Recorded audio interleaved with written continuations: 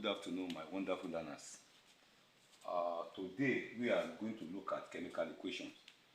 And if you remember in our last series, we treated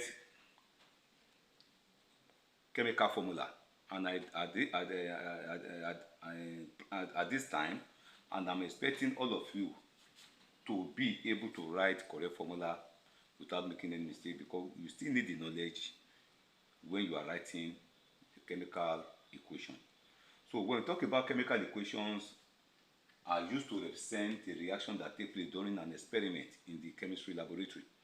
So when you carry out an experiment in the chemistry laboratory, most of the experiment will always involve reaction. Reaction will always take place in most of the experiments you are going to be carrying out in chemistry laboratory. And when this happens, and you want to write them down in a book or in any other platform, they use chemical equation to represent them. A good chemical equation is divided into two sections. You must have the reactant side and you have the product side. The reactant side are usually on the left hand side of the equation. They are usually on the left hand side of the equation, and they react to cause the reaction to take place. So if you have two species, sometimes you have one, sometimes you have two, sometimes you have three. So if you have two, the two species must come together, react, combine, then cause reaction to take place, then to give us what we call the products. The product is always on the right hand side, and they are usually the result of the reaction. They are the result of the reaction. So for instance, if you have A plus B giving you C plus D, so in this particular example, you have A plus B to be the reactant, while C plus D will be the product. That means that A plus B, A must react with B to give you C and D. A must react with B to give you C and D. So meaning that A and B are the reactant on the left hand side of the equation, while C and D are the product which are going to be produced at the end of the day. Then we also have what we call a balancing. We have a concept called balancing of an equation. Every equation written, a well-written equation must also be balanced. You must develop the capacity to balance any equation you write in any chemistry work.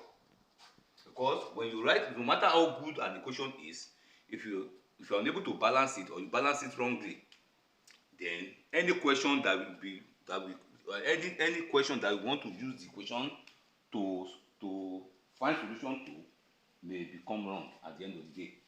So an equation is said to be balanced when the total number of atoms of the element on the left hand side, which is the right hand side, is equal to the total number of atoms of the element on the right hand side, which is the product side. So that is very, very important.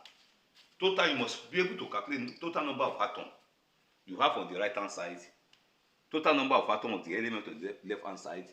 Then when you have this to be 20, the other one must also be 20. You can't have the left hand side to be 18 and the right hand side to be 20, and you say that the equation is balanced. The equation is not balanced. So a correct and a good equation must be balanced according to the law of conservation of matter.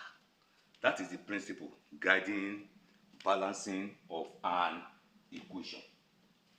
So let's take, for example, the reaction between hydrogen and oxygen gas. Let's look at the reaction between hydrogen gas and oxygen gas. Let's see what that is going to give us. Then after writing the correct equation, then we now see the way to balance the equation, so that when you see similar thing in your future assignment or CA test or examination, you know what to do. Hydrogen gas is H2. Please don't make mistake with this. When you see in any question where they say hydrogen atom is ordinary H, oxygen atom is ordinary H, but when you see hydrogen molecule, oxygen molecule, the H must be accompanied with 2, H2. So with the question you have on the board, hydrogen gas, either it is gas or molecule, it must be accompanied by what? 2. So H2 plus O2 will give you, since you are only having hydrogen and oxygen on the left hand side, which is the right hand side, then something must tell you that hydrogen will always combine with oxygen to give you water. That must first of all be established, that it's going to be H2O, not HO. The correct formula of water must be written. That is where I'm going. That what you study in the previous class will still have some impact on what you are studying now. H2O. Then how do we balance it? Look at the number of atoms of hydrogen you have on the left hand side, the right hand side. It's 2. You also have 2 on the right hand side. So you see that we don't have problem with that. Let's go to the oxygen. Oxygen at the left hand side is 2, but it is 1 on the right hand side. So the first thing that must come into your mind is to try to make 2 on the right hand side to be equal to what you have at the left hand side by putting 2 here. And the 2 you put in front of them now be representing both hydrogen and oxygen.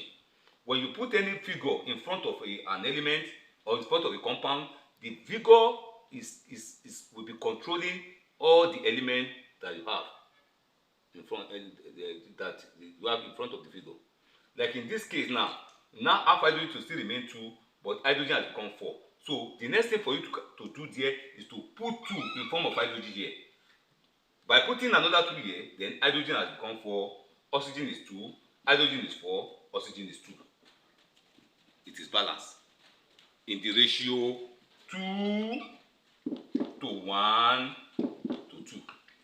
That is the ratio of the balance equation. Thank you.